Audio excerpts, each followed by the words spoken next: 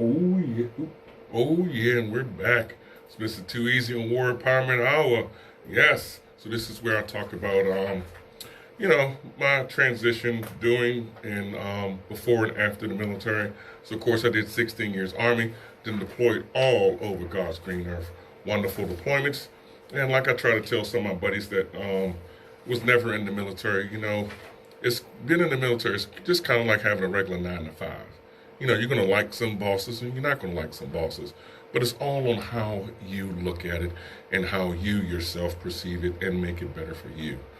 So that's why I say I don't have any regrets when it comes to anything I've done in the military. Even with having combat PTSD, TBI, latent TB, stuff like that, depression, anxiety, isolation, hypervigilance.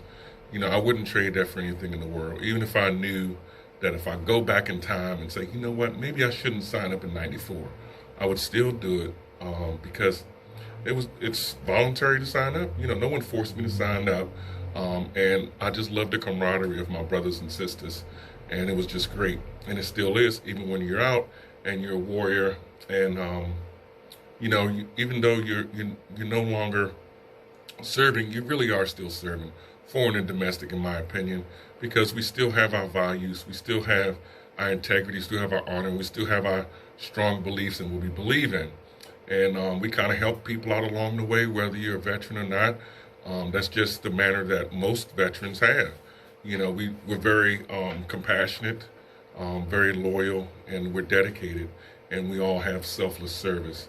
So, even though, because through my journey, we've done, me and my family, we've done group therapy, family therapy.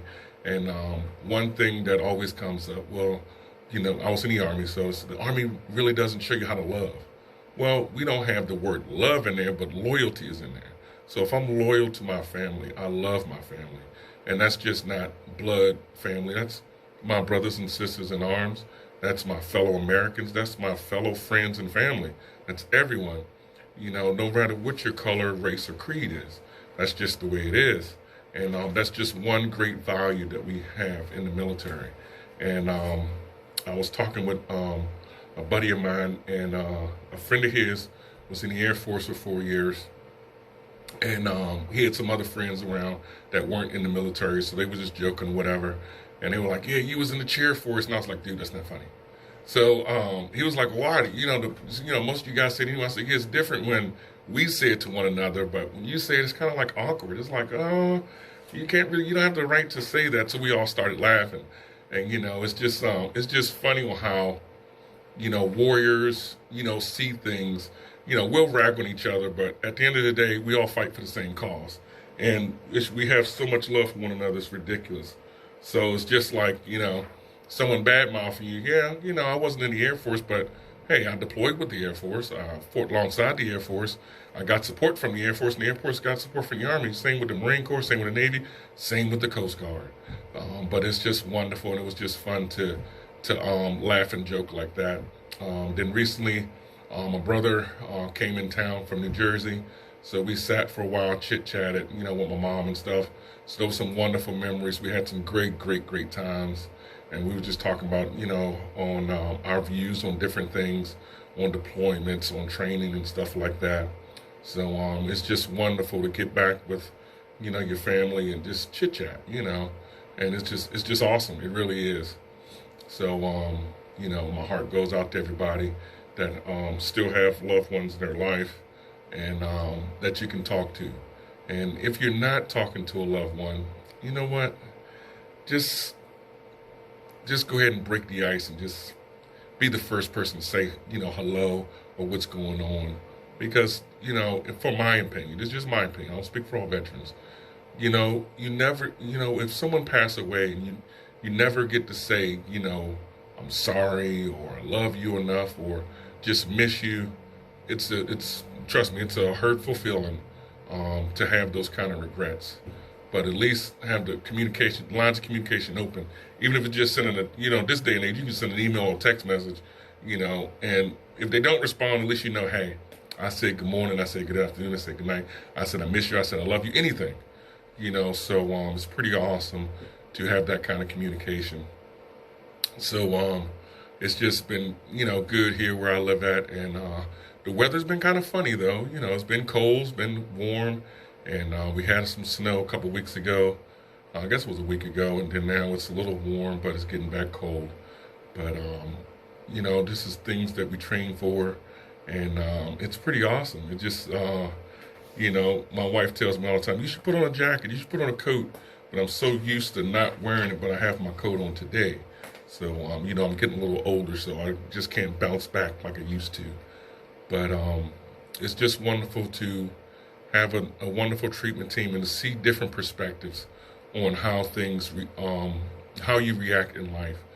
Simple things as, for me, I don't like change too much. So, if my wife make changes to like the bathroom or to the kitchen, it's a little nerve-wracking to me, but I'm working through stuff like that.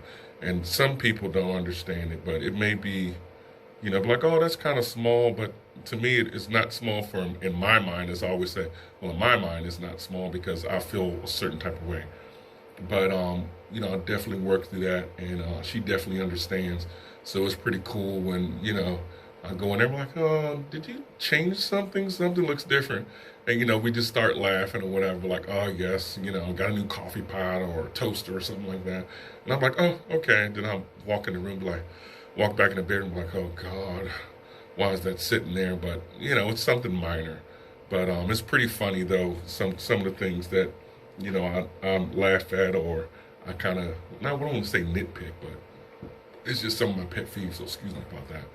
But it's pretty awesome. So to transition a little bit, I got a few minutes for our transition. So also, it's just oh yeah, my daughter just started her new job over the weekend, so it's kind of new for me, and it's like, wow, because it's like, where did the time go? She's 16 and she's getting a driver's license. She's ready to graduate. And of course, my anxiety is kicking in because, of course, with that, then she's going to be dating more and all that stuff. And it's like, oh my God. But we're working through. I'm working through it now. Because my wife and my daughter, they already know what they're going to do. But it's like, okay, it's kind of weird for me, because it's my oldest daughter, so she's always be my little girl. But it's just like, oh my goodness, she's going to go out there into the real world. But, she has a good plan, and she loves her job, so it's pretty cool. So she's having a good time with that, so I'm kind of happy about that. So it's pretty cool. So kind of as long as it's good, some of the anxiety isn't there, but how the real world is. People are cutthroat out there. It's a dog-eat-dog world. And as parents, we always want to protect our children at all costs and make sure, when they fall, we're there to give them a little cushion. So I was just worried about that. But she has great spirit, wonderful communicator, and very outspoken, because we always have little weekly debates, me and her, and it's pretty awesome. And I just wish her the best, and I love her dearly. So definitely this next song is dedicated to her.